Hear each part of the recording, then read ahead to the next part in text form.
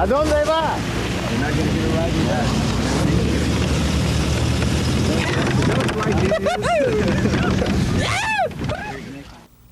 You are witnessing an invasion, an ongoing invasion that has been escalating for over a decade.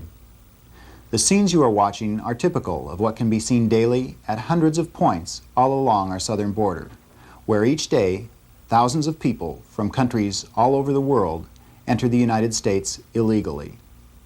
All of these people are on U.S. soil in violation of our law. Most illegal aliens enter along the U.S.-Mexican border. Some are smuggled across in secret compartments in some of the thousands of vehicles that cross the border each day. Others will enter using forged documents. Still others will fly into this country on student or tourist visas and never leave. The vast majority, however, will simply wade in, swim in, or walk in. Their chances of escaping apprehension are quite good. The U.S. Border Patrol is too short on men and resources even to give chase in many instances.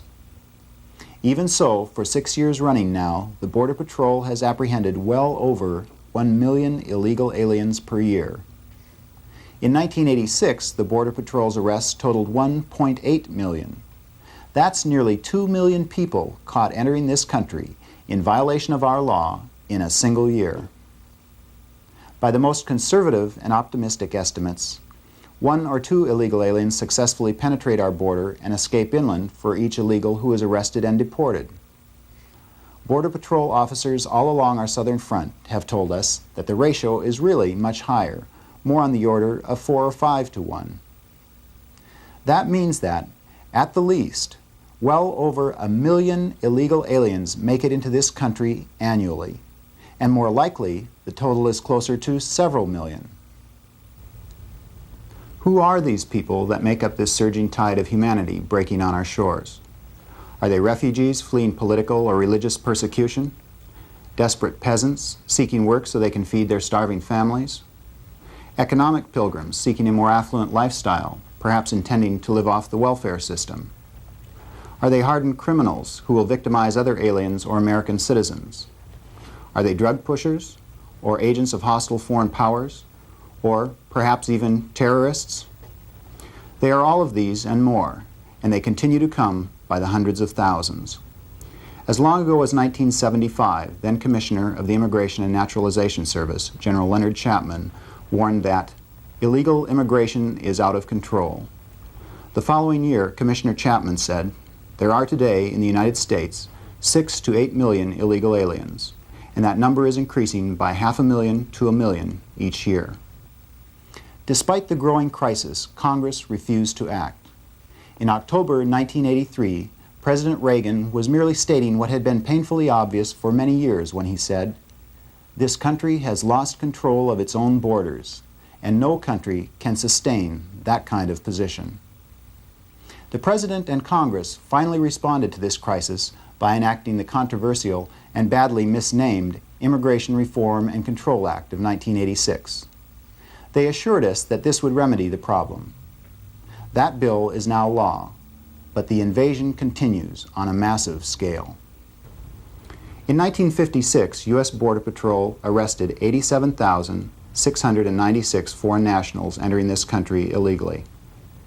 Apprehensions in 1966 reached over 138,000. A decade later, in 1976, they topped 1 million. By the end of 1986, they were approaching 2 million per year. The number of arrests dipped in 1987, due largely to the removal of Border Patrol agents from the border to work on the newly passed employer sanctions and other new programs. This notwithstanding, the Border Patrol still expelled over 1.2 million illegal aliens in 1987. 1988 will be another million-plus year. No one knows for sure just how many foreign nationals have illegally entered the United States and taken up residence here on a permanent or semi-permanent basis. As we have previously noted, INS Commissioner Chapman put the total at 6 to 8 million. That was back in 1976. President Jimmy Carter replaced General Chapman with Lionel J. Castillo. Castillo attempted to downplay the seriousness of the situation by claiming that there were only 3 to 6 million illegals in the U.S. The Independent Select Commission on Immigration and Refugee Policy, established by Congress in 1978, estimated the total to be around 8 million. Maurice C. Inman, General Counsel for the INS, stated in 1986 that 12 to 15 million is a more realistic figure. The Liberal Environmental Fund claims that 20 million is closer to the mark. Regardless of which figures one accepts, the numbers involved are staggering. An influx of this magnitude over such a short time has enormous economic, social, political, and national security ramifications. We will examine those shortly, but please keep in mind that the numbers we've been discussing thus far deal only with illegal immigrants. During this same period that we've been experiencing such large-scale violation of our borders, we've also been welcoming a record number of legal immigrants to our shores. By the end of 1989, we will have set an all-time record of 9 million new immigrants admitted in one decade. The United States has been traditionally, and remains today, the most liberal country in the world with regard to immigration. In fact, we accept twice as many immigrants annually as all of the other nations of the world combined. But is it in our interest to continue those policies which allow and encourage immigration on such a large scale? Merely asking this question incites cries of discrimination, xenophobia, and racism from some quarters. We are reminded that we are a nation of immigrants and are told that it is selfish, inhumane, and even un-American to restrict the flow of those who wish to come to this land.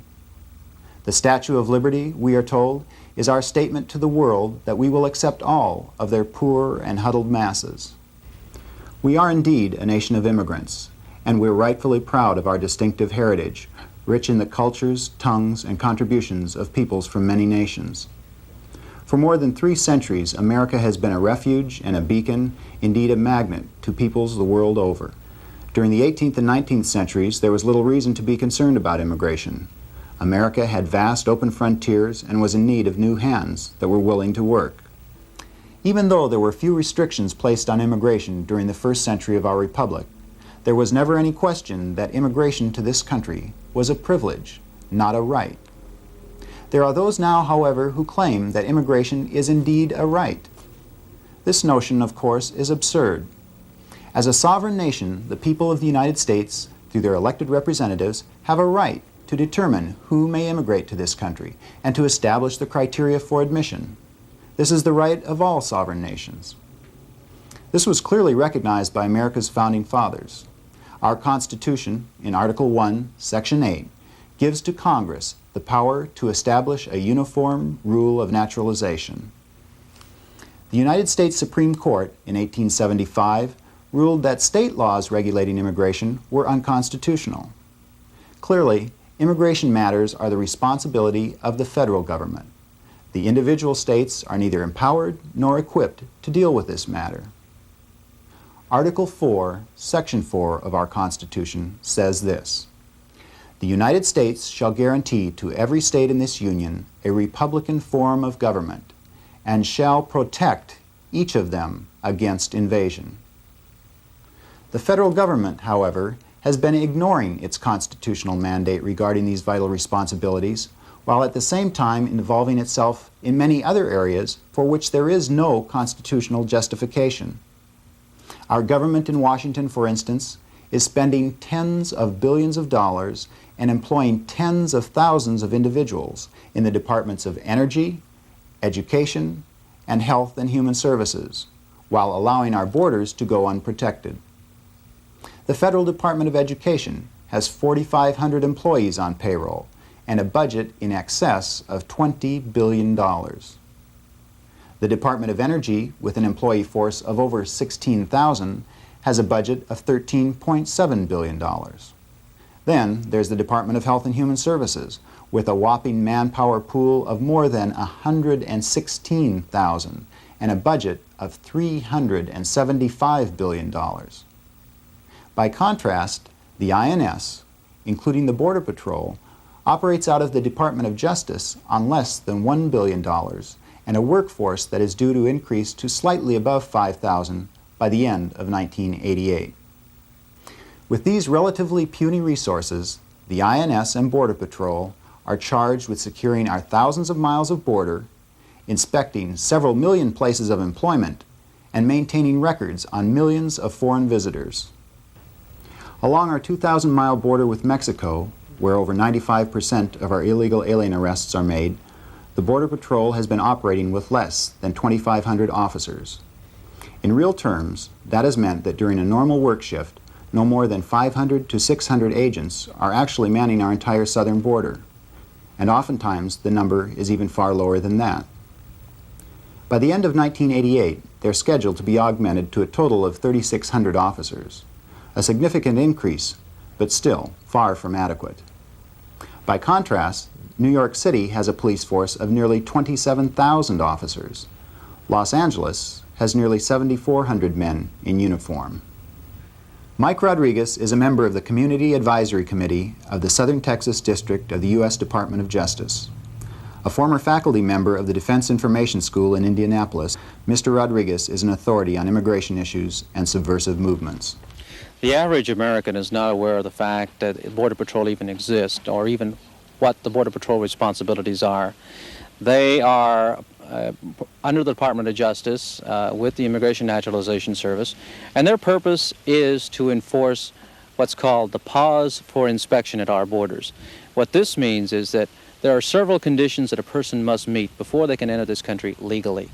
And I emphasize legally, because all the media is concerned with is the sanctuary movement and the plight of illegal aliens. Yet they are never making the general public aware of the fact that there are millions of people who enter this country legally. Hundreds of thousands of people every year who go through the legitimate process of obtaining documentation, going through the pause for inspection and entering this country and becoming legal citizens of the United States. The pause for inspection calls for the following conditions. Those conditions are that the person will not become a ward of the state. He will not become dependent upon the social services of this country during the time that he is becoming a citizen. During those years of probationary study before he actually is sworn in as a U.S. citizen. Also, he does not have a criminal past. He is not a felon seeking to enter this country to escape punishment for a crime he has committed, or has committed a crime and served his time, but it is not eligible to enter this country because he has committed a felony crime, murder, rape, insurrection, whatever it might be, kidnapping. Also, a person must be thoroughly investigated in his background as to whether or not he is physically or emotionally fit to enter this country. Is he a potential health hazard? A good example would be the illegal aliens who entered this country from Haiti through Florida in the early 1980s, which later the Center for Disease Control found to be a major source of the HIV or AIDS virus as we know it in this country today. There are other reasons why a person must pause for inspection as the Act calls for, and that is to study a person's political allegiance. Does he hold faith with a political philosophy that calls for the overthrow of the United States government and the destruction of the U.S. Constitution? Does he hold allegiance to terrorist organizations bent on creating violent crimes either against the people of this country or its government?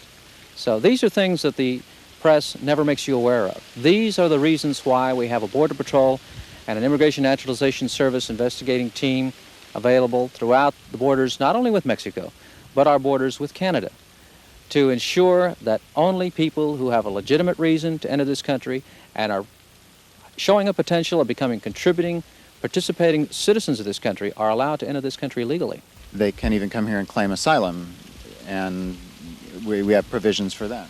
If they can prove imminent danger to their person, if they can prove that they themselves are directly threatened by their political participation in their country, they can apply for political asylum.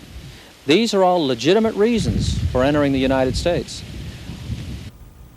The border fence, erected in 1975 at a cost of $5 million, is now intact in only a few heavily guarded places.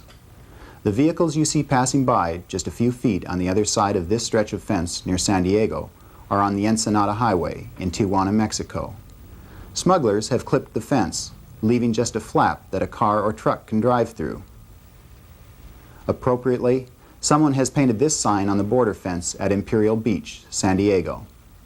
Sin fronteras means without borders, and on most days you can see illegals starting their journey north here along the Pacific Ocean. Sophisticated technology plays an important role in border enforcement. This is the Computer Control Center at the Border Patrol station near San Diego.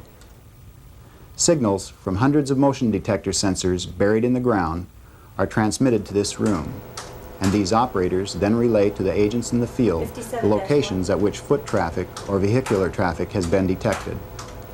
But on most days, the traffic is so heavy that there are just not enough officers in the field to respond. Night scopes, such as the one you see here, are also tremendous aids to the Border Patrol, but manpower shortages often preclude their use. Why? A scope requires the deployment of 2 officers, one to operate the scope and the other to stand guard so that the operator is not attacked and overpowered by illegal aliens or by the bandits who prey upon the aliens. Our men and women in green are in constant danger to life and limb, and nearly all carry visible battle scars. For their personal safety, they should be assigned to the field in 2-man teams, but the standard is still 1 officer per vehicle. These lone agents, often with inoperable radios and vehicles of dubious reliability, regularly patrol remote and dangerous areas where they may be outnumbered by as much as 100 to 1. Along some stretches of our border, our officers dare not venture except in war wagons, outfitted with special screens for protection against the barrages of rocks, bottles, and chunks of metal or concrete. Our thin green line is being overwhelmed. They simply can't keep up with the ever-rolling tide of aliens. Every hour of every day, busloads of Mexican nationals are returned to the border and released back into Mexico. Within hours, many of them will be back in the United States. Rain or shine, day or night, 365 days a year, the invasion continues. This is our port of entry at San Ysidro, California, which handles some 12 million vehicle crossings and 10 million pedestrian crossings a year. The story is much the same at El Paso, Texas, our second busiest port of entry, and at Brownsville, Laredo, Hidalgo, Calexico, Nogales, and many other ports. Much smuggling of both drugs and aliens goes undetected because we have the enforcement manpower for only cursory, sporadic checks of vehicles and foot traffic. In most areas, customs officers are limited to approximately 30 seconds per vehicle and only a couple of seconds per person. Because of this ease of entry, people from all over the world come to Mexico to slip into the U.S. illegally. Foreign nationals from more than 100 countries are apprehended annually on our southern border. The vast majority of illegal aliens enter this country at those relatively few areas along our border where the Mexican and U.S. cities have grown almost together. With no real barriers, they can quickly cross over into San Diego, El Paso, or Brownsville, for instance, and blend into the local population. This involves no more than about 100 miles of our border, where most of the illegal trafficking takes place. Simply putting up a well-patrolled, double-fenced borderline through these areas would curtail most of the invasion we're experiencing. Let's look at some of the ramifications of this massive influx of both legal and illegal immigrants. One of the very important factors today in the immigration equation that was absent when earlier immigrant waves hit these shores is our gargantuan welfare state. Previous generations of immigrants arrived here as destitute as any of those arriving today. They had to work to survive. There was no alternative. There was no free lunch. What assistance was available came from friends, relatives, church, and private charities. That is a far cry from today. This booklet, El Otro Lado, has been distributed by the thousands to illegal aliens. Translated, it says, The Other Side, a guide for the undocumented. It's published by the radical left group in Albuquerque, New Mexico called the Resource Center. This guide provides the illegal aliens with an extensive list of organizations with addresses and telephone numbers, many of them toll-free, in almost every state in the Union that they can contact for legal assistance in fighting deportation. They are told how to apply for all of the welfare and medical benefits available to them in this welfare wonderland. Another radical document, the so-called Bill of Rights for the Undocumented Worker, is distributed widely to illegal aliens by farm workers' unions, legal aid organizations, so-called immigrants' rights groups, and liberal churches. Article 5 of this Bill of Rights states, "Every immigrant worker shall fully enjoy all the rights guaranteed to citizen workers, including socioeconomic and labor rights." Article 7 demands that every immigrant worker shall be guaranteed the same rights enjoyed by U.S. citizens, especially the right of access to free and adequate social and health services, child care, and other similar social benefits. A 1986 study by the Chief Administrative Office of Los Angeles County determined that services to illegal aliens were costing county taxpayers nearly $173 million per year. County hospitals and health delivery systems have been particularly hard hit. At the Los Angeles County University of Southern California Medical Center, as many as 80% of the babies delivered are born to mothers who are either illegal aliens or newly legalized aliens. County and federal taxpayers will pick up most of the tab. Article 8 of the Bill of Rights for the Undocumented Worker states that every immigrant worker shall have the right to quality public education in his or her native language. The U.S. Supreme Court apparently agrees with this radical idea because in 1982, in a 5-4 decision, our High Court ruled that a Texas law prohibiting the use of public school funds to educate the children of illegal aliens was unconstitutional. Consequently, school authorities now do not even try to determine the legal status of students. And so-called bilingual education, which results in illiteracy in 2 languages, is mandated now in many of our schools. Los Angeles public schools are bursting at the seams and are going to year-round rotating class schedules because of the tremendous numbers of children of illegal aliens. The alien influx has also contributed greatly to our spiraling crime statistics.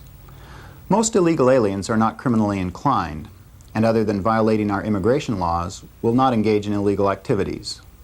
But when we're dealing with millions of aliens, it does not take a large percentage to add up to a sizable criminal element. Here are some figures compiled in 1987 by the INS from law enforcement agencies in Southern California. In San Diego County, illegal aliens are involved in 1/3 of the rapes and murders and 1/4 of the burglaries. In Orange County, they account for over half the homicides.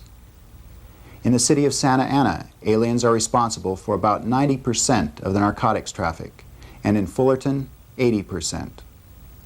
During 1987, the INS Western Regional Office deported 10,000 illegal aliens for criminal activities, most of them serious felony offenses. Half of these cases were drug-related. Our uncontrolled borders are an open invitation to the international drug cartels to flood the American market with their deadly wares, and they have done just that. Our back roads, our interstates, and our airways in the Southwest have become cocaine corridors and heroin highways, transporting billions of dollars worth of narcotics transshipped through Mexico. The Border Patrol accounts for 70% of the drug interdiction on our southern border, even though that is not their primary responsibility. Our large alien population is having an enormous impact upon our political process that affects every American. According to a recent study by the Congressional Research Service, approximately 2 million illegal aliens were included in the Census Bureau's 1980 reapportionment count. This resulted in a gain of an extra seat each in the U.S. House of Representatives for California and New York, at the expense of Indiana and Georgia. According to projections from the study, reapportionment following the 1990 census will likely result in the loss of 1 or more House seats for Illinois, Iowa, Kansas, Michigan, Ohio, Pennsylvania, and West Virginia. States with high illegal alien populations will gain. California is expected to pick up 3 to 5 House seats. Texas and Florida, 3 to 4 seats each, and Arizona, 1 seat. In February of 1988, a group of plaintiffs, including the state of Kansas, the Commonwealth of Pennsylvania, and 40 members of Congress representing 13 states, filed suit in U.S. District Court for the Western District of Pennsylvania. They are challenging the U.S. Census Bureau's decision to include illegal aliens in the count for congressional reapportionment. Pennsylvania Congressman Tom Ridge, a plaintiff in the suit and a leader in the fight against including illegals in the reapportionment count, charges that the practice is not only unfair, not only illogical and ill-conceived, but also unconstitutional. It does take a twisted sort of logic to argue that people who have no right to be in this country, who have come here and remain here in violation of the law, not only have a right to representation in Congress, but may exercise that right at the expense of the rights of American citizens. Yet that appears to be the view of the Census Bureau. In its pamphlet titled Counting for Representation, the Census and the Constitution, the Bureau asserts that equal representation is for everyone, citizen or not, and everyone must be counted for that. That is a view shared by the radical authors of the Illegal Alien Bill of Rights, but not by the Founding Fathers who authored the Bill of Rights in our Constitution. The Bill of Rights for the Undocumented Worker demands that every immigrant worker shall have the right to vote in local and state elections without having to become citizens. Many immigrants' rights activists claim this right for federal elections as well, and they are taking advantage of our overall lax registration process to sign up numerous non-citizen voters.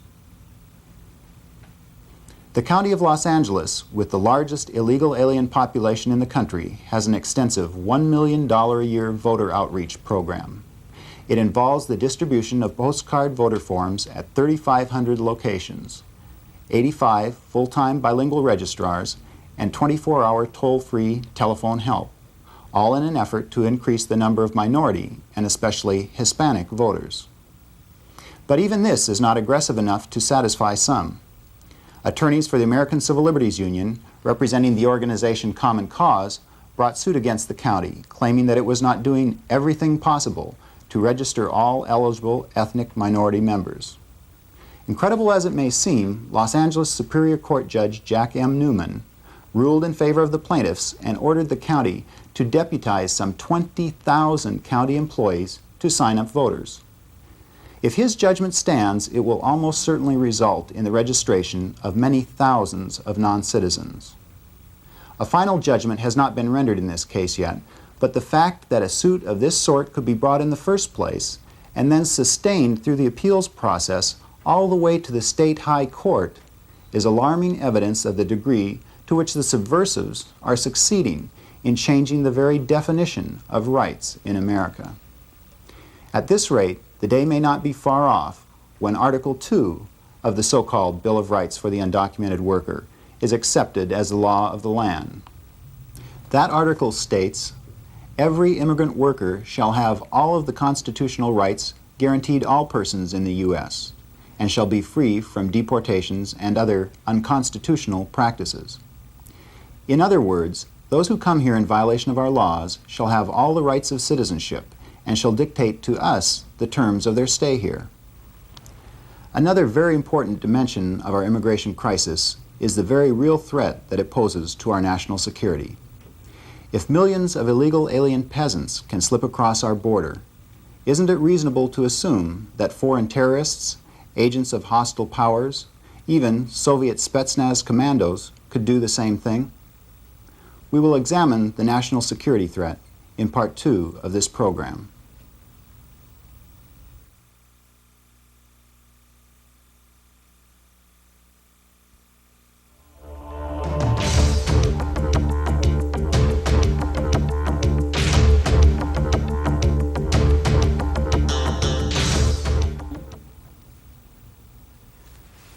According to the findings of a 1984 Gallup poll, public concern over our uncontrolled immigration is very high, and the American public takes a hard line toward illegal aliens. Other nationwide polls have come up with similar results. As Burns Roper of the Roper poll noted, it is rare on any poll question to find such a lopsided result.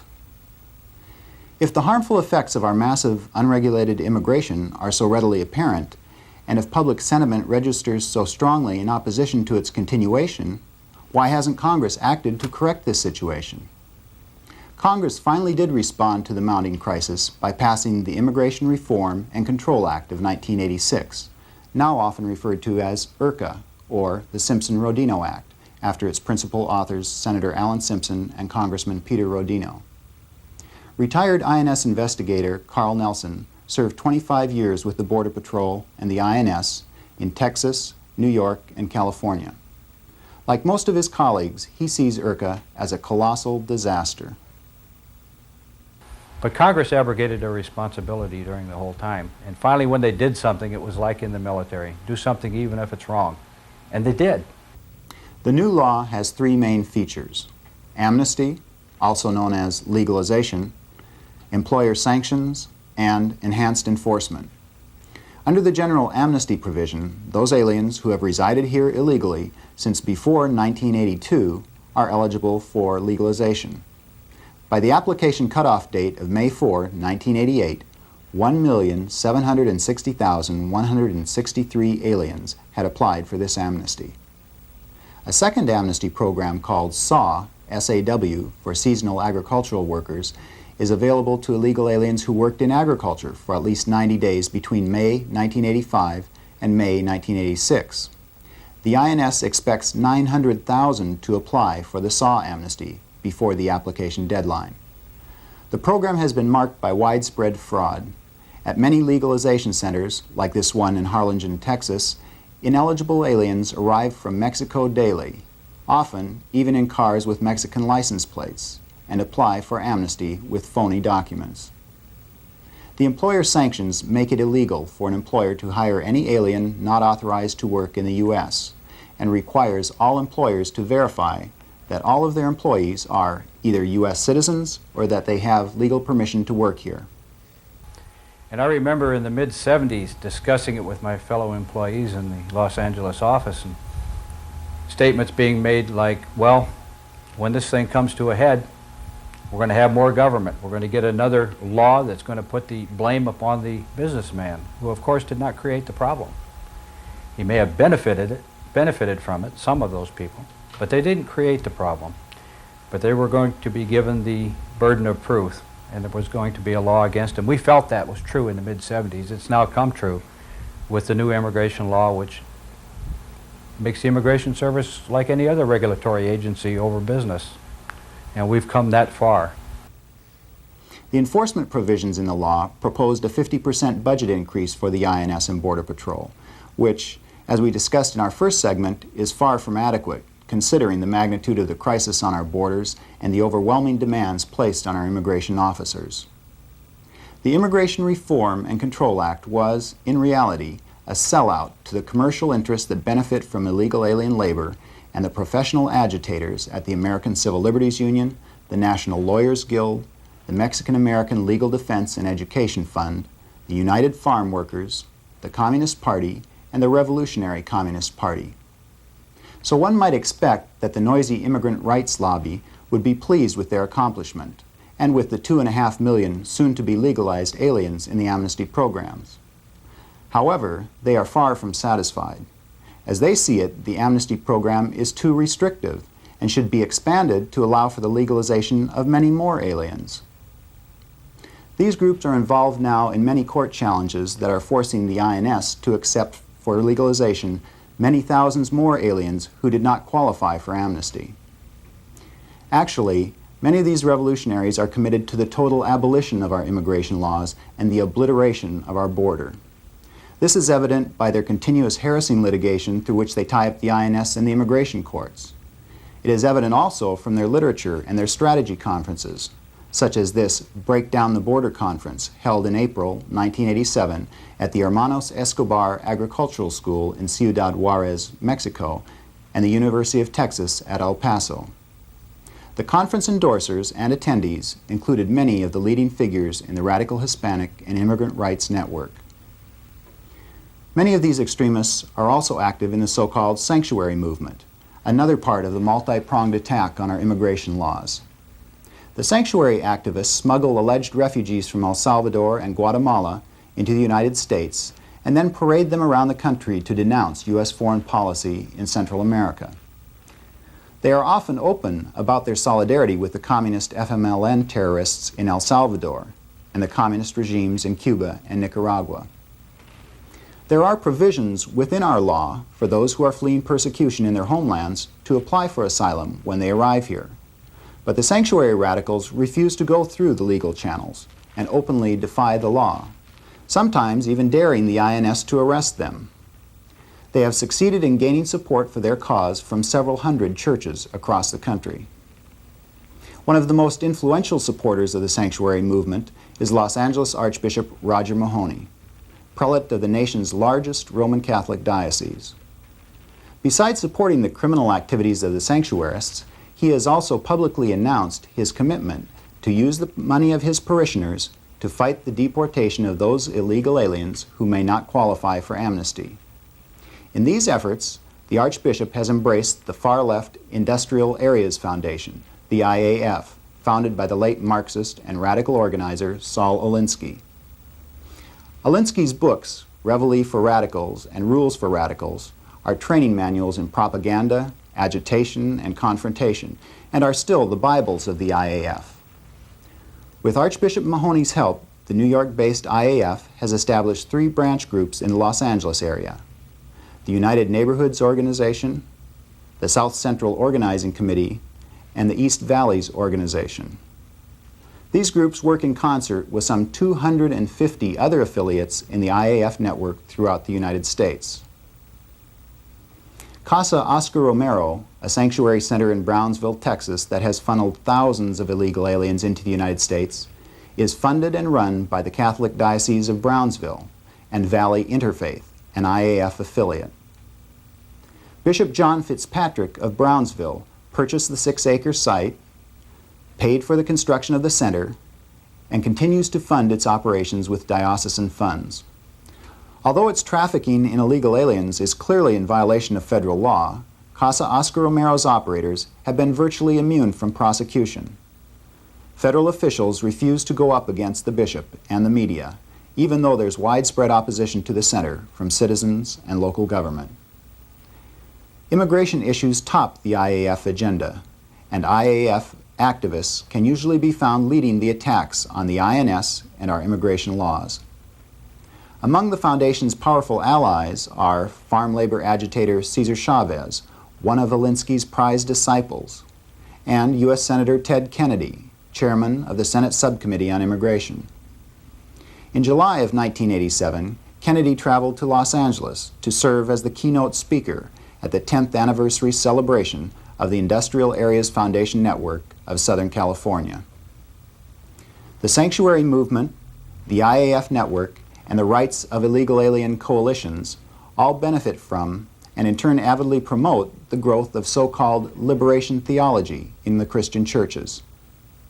Liberation theologists cynically exploit the churches to promote Marxism under a thin guise of Christian terminology. A leading objective of the liberationists is the radicalization of a sizable portion of the Hispanic population in the United States. Marxist agitators also promote the concept of Aztlan, or Mex America. Aztlan is an Aztecan word referring to a large area of the American Southwest they call the Chicano homeland. Aztlan was stolen by the Anglos, say the propagandists, but the Chicanos will take it back when they become the majority, through illegal immigration. Most Americans of Mexican descent don't subscribe to this subversive notion, but it is growing among the Hispanic population of the Southwest as these separatist extremists step up their militant propaganda. It's not Hispanics only, but all immigrants groups who are being agitated to demand their cultural and linguistic rights. With the assistance of the ACLU and publicly funded legal service attorneys, they've won lawsuits forcing the government to provide ballots and numerous publications, documents, and services, including public schooling in dozens of foreign languages. This is not only very costly, but even more important, it is extremely divisive. It removes much of the incentive for our newer arrivals to learn the common language of the land that allows our diverse peoples to communicate with one another and maintain a harmonious and civil society. It is also a disservice to the immigrants, whose opportunities for full participation in our political and economic system are severely restricted by the inability to read and speak English. I'm an American. I'm not a Mexican American. I'm not a Hawaiian American or a Native American or an Afro-American. There's only one type of American, and that's an American citizen. And people must realize that we are deliberately being manipulated from the concept of being a melting pot society to a salad bowl of diversity. We are being encouraged to polarize ourselves from each other. And as has happened in the past with many other social engineering experiments by government liberals and lobbyists and special interest groups, they are trying to take the responsibility of providing a specific element of one's life under government control. As far as I am concerned, heritage is something that should be practiced and encouraged and stimulated in the home, not in the marketplace. When we go out into the marketplace, we speak the language of the land, and the language of the land should be a common language.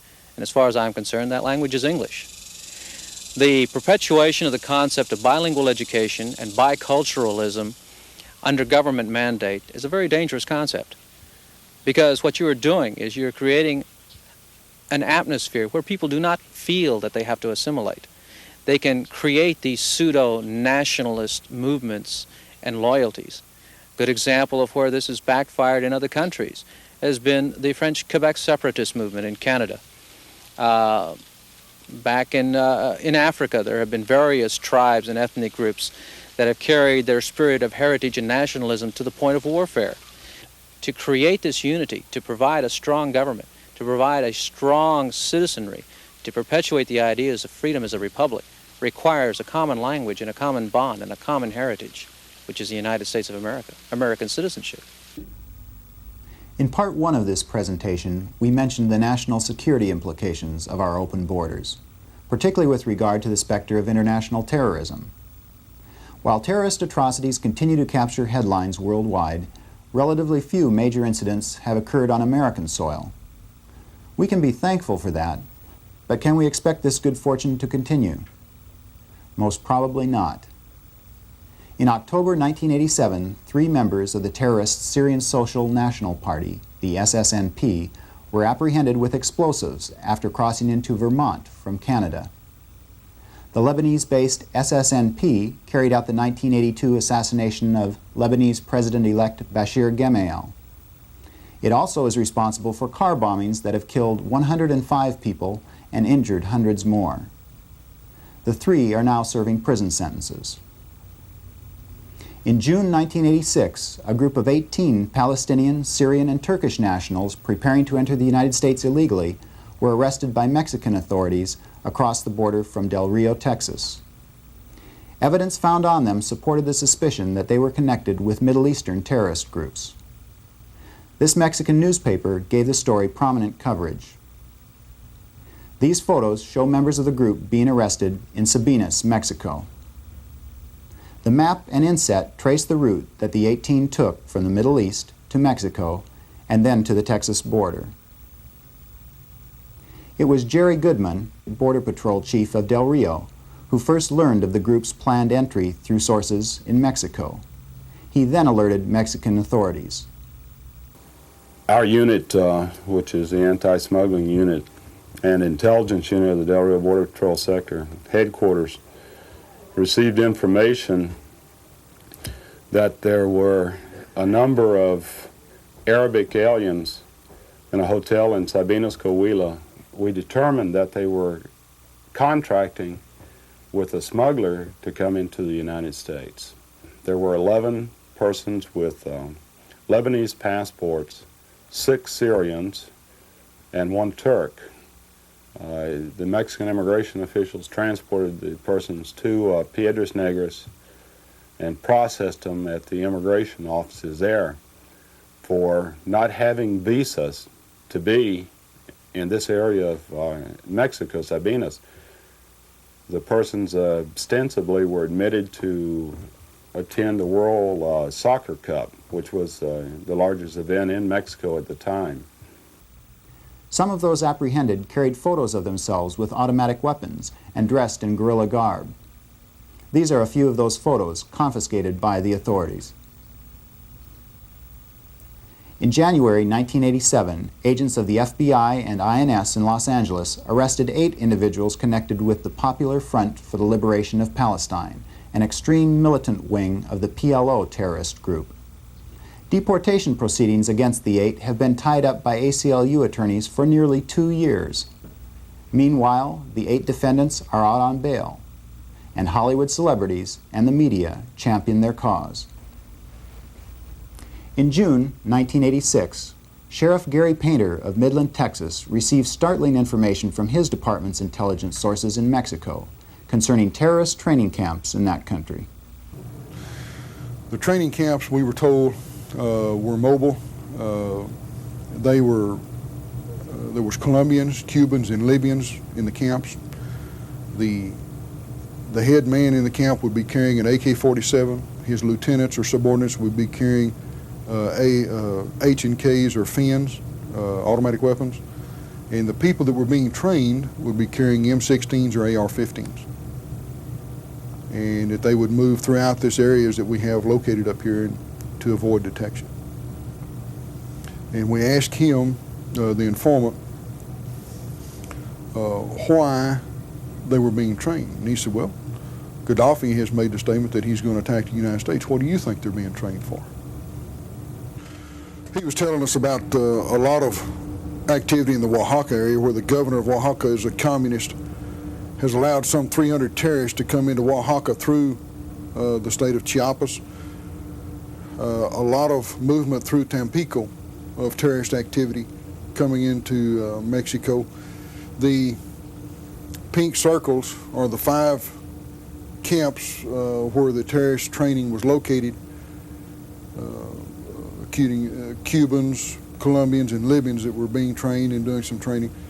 These arrows right here indicate the movement of the 3 terrorists that came in to the Republic of Mexico and went to Chihuahua City and caught a bus from Chihuahua up to Juarez, Mexico. And in these red triangles are areas where intelligence network or intelligence sites could be situated to gather intelligence and filter it back to the United States. These areas on the Baja Peninsula are areas of debarkation where they had known of terrorists that were offloaded from boats and stuff and put onto these ports. This is also a large alien smuggling area in South Texas. And then the indication was that this area here in the green from there on south was very heavy in training activity, terrorist activity. I can truthfully say there's training going on right now of terrorists in Mexico. You can go into the Republic of Mexico just below Arizona and some parts below Chihuahua State and find Soviet flags flying.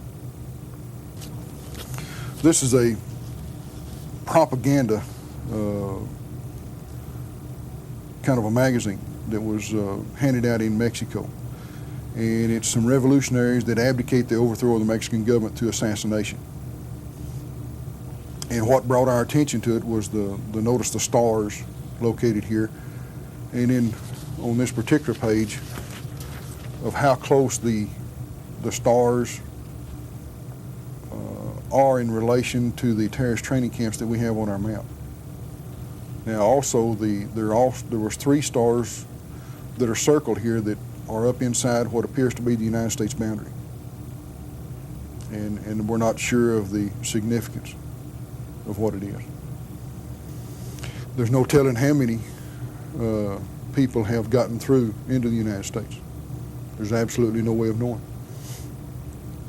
There's no telling how many people are inside the United States that have the intention of doing harm to the citizens of this country. And I believe they're here. I don't know where, but. How many of Khomeini's, Gaddafi's, Castro's, Arafat's, or Ortega's terrorists have successfully penetrated our border already? How many will enter next week, next month? Shouldn't our federal government be making it a bit more difficult for them to do so? Shouldn't Congress be making an effort to put us back in control of our borders? Unfortunately, when it comes to immigration policy, Congress is still being led by the radical Hispanic lobby and those who are committed to breaking down our borders. On July 28, 1987, the U.S. House of Representatives voted 237 to 181 to halt for 2 years the deportation of illegal aliens from El Salvador and Nicaragua. In March of 1988, the U.S. Senate, by a vote of 88 to 4, passed the Kennedy-Simpson bill, which would increase our legal immigration quota by 100,000 per year. A controversial proposal to establish a free trade zone all along the U.S.-Mexico border has many serious implications. The legislation, known as the United States-Mexico Border Revitalization Act, was introduced in 1984 by Bill Richardson of New Mexico. This bill authorized the President to negotiate an agreement with the government of Mexico for the establishment of a free trade and co-production zone extending 200 miles into each country's territory. Corporations that relocate to this 400-mile wide strip could enjoy not only low-cost Mexican labor, but also significant tax breaks. Congressman Richardson's current version of this bill, H.R. 1006, mentions no specific mile limit, but simply authorizes the President to negotiate with Mexico for a free trade and co-production zone. A major concern, although not the only one, is that this could turn the border region into a huge international industrial park, with American companies busing large numbers of Mexican workers deep inside the U.S. A 200-mile wide zone could have the effect of changing our 2,000-mile southern border into a 400,000 square mile non-border, making any kind of control virtually impossible. The situation on our borders and our immigration dilemma are already at the crisis point. Authors Palmer Stacy and Wayne Lutton accurately describe it as a ticking time bomb that threatens our continued existence as a nation. As political and economic instability in many areas around the world continues to worsen, the ranks of those seeking entry, legally and illegally, to this country will continue to swell. If the Soviet-Cuban Sandinista revolution in Nicaragua is not defeated and continues to spread, we may very soon be faced with millions of fleeing Central Americans at our doorstep. What can be done? First of all, we must recognize that we've arrived at our present predicament because the silent majority has been just that, silent, while the vocal radical minority has maintained a high-pressure, high-visibility campaign, including a steady barrage of letters and communications to Congress. Find out how your representative voted on amnesty and other immigration votes. If he sided with those who are committed to breaking down the border, set to work to change his voting habits or vote him out of office. Demand that your senators and representatives support legislation to prevent the counting of illegal aliens and other non-citizens in the census for congressional representation. There will be continuing pressure to grant additional amnesties to those illegal aliens not already covered by the present amnesties, and to continue expanding our legal immigration quotas. We must register overwhelming opposition to these proposals and soundly defeat them. Congress must pass legislation to prevent the massive chain migration that is certain to occur when the millions of newly legalized aliens are soon eligible to bring in their family members. Under current law, there is no waiting period and no numerical restriction on the number of immediate family members who may be brought in. Unless this exemption is removed and family members are included in a total immigration quota, we may soon be faced with having to accept several million legal immigrants in a single year. So-called free trade zone bills that blur border distinctions, that dilute U.S. sovereignty, and subsidize the relocation of American companies to the Mexican borderlands must be stopped. Student visas should be much more closely monitored, and educational institutions should be required to inform the INS when foreign students graduate or terminate their courses of study. Those individuals, organizations, and churches that participate in the so-called sanctuary movement should be prosecuted to the full extent of the law and should lose their tax-exempt status. If it's determined that foreign agricultural workers are indeed needed for the harvesting of certain crops, then a program that provides for regulated entry of temporary workers, similar to our old Bracero program, can be instituted. It's not necessary to sacrifice the security of our borders merely to get our produce to market. Securing our borders and enforcing our immigration laws must be made a priority issue with our federal officials. The Immigration and Naturalization Service, the Border Patrol, and the Customs Service must be given the manpower and the resources to carry out the jobs they are mandated to perform. In those border areas, like the San Diego-Tijuana sector, where Mexican and American communities have grown together, credible barriers, such as a double fence with a lighted, well-patrolled roadway in between, must be erected. Finally, we must recognize that U.S. foreign policy over the past several decades has been responsible for much of our immigration invasion. The mass migrations occurring now consist primarily of those who are fleeing the brutality of communism and the poverty of socialism. Most of these migrants would prefer to remain in their own countries if conditions there were more tolerable. The most sensible and compassionate thing we could do then is to support those movements, individuals, and organizations that are trying to free their homelands from the ravages of collectivism. Unfortunately, our government, directly and indirectly, supports those communist and socialist regimes most responsible for the enormous displacements of population. It's the U.S.-imposed socialist programs under U.S.-backed President Duarte, for instance, that have destroyed El Salvador's economy and brought hundreds of thousands of Salvadorans to this country. Successive U.S. administrations have supported the ruling Socialist Party of Mexico, the PRI, even as it nationalized virtually the entire private sector and plundered the economy. As a result, millions have fled north. And even though we can't accept all of these economic refugees, we can hardly blame them for trying to come here. The same can be said for refugees from communist oppression.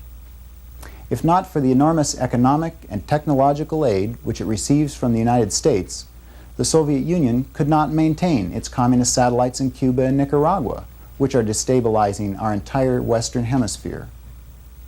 Unless we stop our elected officials from supporting communist and socialist regimes and movements, the immigrant-refugee flood is certain to swell much larger. These reforms that we offer are moderate, reasonable, practical, and affordable, and they are essential to regaining control of our borders and preserving our political and economic system. Ultimately, it comes down to this. We should either abandon our borders altogether, even the very concept of borders, and allow anyone and everyone who wishes to enter to do so, and then accept the consequences of such a policy. Or we should establish reasonable criteria and quotas and an orderly process for entry, and then commit sufficient manpower and resources to enforce the law.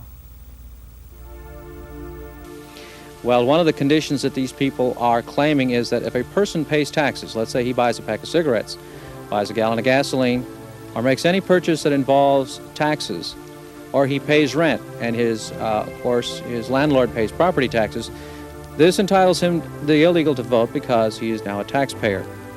What you're seeing is a concerted effort to create the largest minority voting bloc this country has ever seen by the year 2000.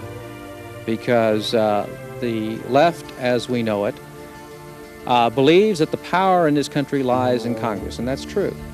And by controlling the majority of the congressional seats, you only need about 100,000 qualified voters in each congressional district to do this. You can control this country, which means that you can legally dismantle this country as we have known it and recreate it in a Marxist or socialist manner any way you want and do it legally. And that's their intent.